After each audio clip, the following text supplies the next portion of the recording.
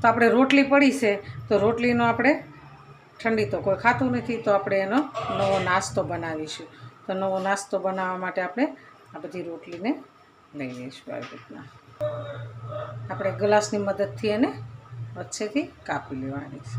આ રોટલીને આપણે આવી રીતના ગોળ ગોળ વાળી દેવાની છે. વાળીને આપણે એને દોરો વીટી દેવાનો છે.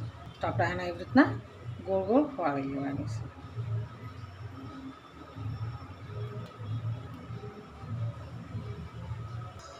આપણે ડીશમાં એડ કરીશું. આ સાઈડનો ભાગ વધે એનો આપણે આવી રીતના રોલ વાળી દેવાના છે.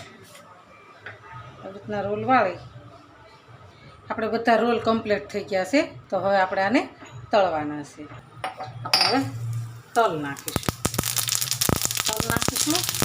એમાં નાખીશું લીલા મરચાં, એમાં નાખીશું મીઠો લીમડો.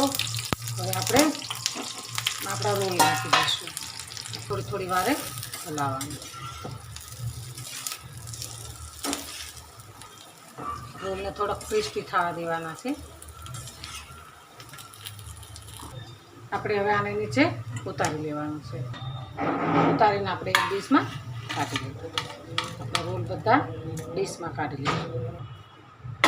કેમ આપણે હવે ગેસને ચાલુ કરીશું. હવે થોડુંક જ તેલ નાખવાનું છે. આપણે એની અંદર સોસ નાખીશું. પછી આ મંચુરિયનનો સોસ નાખીશું. પછી આપણે સોયા સોસ નાખીશું.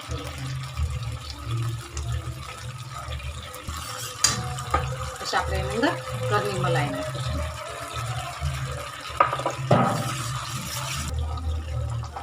છે ચમચી આપણે હળદર નાખવાની. અડધી ચમચી આપણે મરચું નાખીશું. ઉપર આપણે હિંગ નાખીશું. એમાં તલ નાખીશું.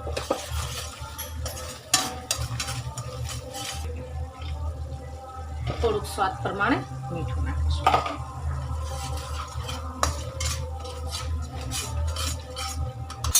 પછી આપણે અંદર એડ કરી દઈશું. રોલ બધા અંદર એડ કરી દેવાના છે.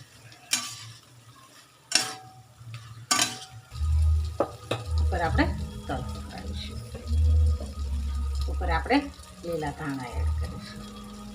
આપણે ગેસને બંધ કરી દઈશું.